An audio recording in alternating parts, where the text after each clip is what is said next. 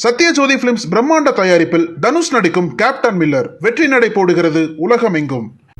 பொங்கல் திருநாளையொட்டி கோபாலபுரம் வீட்டிற்கு வந்த முதலமைச்சர் மு.க.ஸ்டாலின் தாயார் தயாளு அம்மாளுக்கு பொங்கல் வாழ்த்து தெரிவித்ததோடு கலைஞர் கருணாநிதியின் உருவப்படத்திற்கு மலர் தூவி மரியாதை செலுத்தினார்.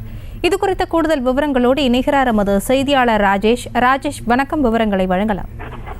ஹாசினி வணக்கம். தமிழக முதலமைச்சர் மு.க.ஸ்டாலின் அவர்கள் சென்னை கோபாலபுரத்தில் இருக்கக்கூடிய அவரது இல்லத்தில் சென்று அங்கே இருக்கக்கூடிய தன்னுடைய தாயாரை சந்தித்து பொங்கல் வாழ்த்து கூறி தாயிடம் ஆசீர்வாதமும் வாங்கினார். அதனைத் தொடர்ந்து தன்னுடைய தந்தையும் மறைந்த முன்னாள் முதலமைச்சருமான கலைஞர் கருணாநிதியுடைய உருவப்படத்திற்கு மலர் தூவி மரியாதை செலுத்தினார்.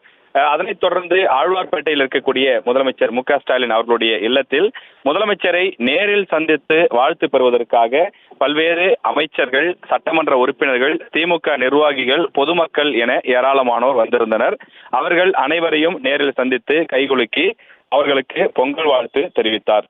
வழக்கமாக திமுக தலைவரும் தமிழக முதலமைச்சருமான கடந்த 2 ஆண்டுகளாகவே இதே போன்று, அதாவது முதலமைச்சராக ஆனதற்கு பிறகும் முதலமைச்சர் ஆவதற்கு முன்பும் கூட தன்னை சந்திக்க வருபவர்களுக்கு ஆழ்வார்பேட்டை இல்லத்திலே முதலமைச்சர் மு.க.ஸ்டாலின் அவர்கள் நேரில் சந்தித்து வாழ்த்து பெறுவது வழக்கம்.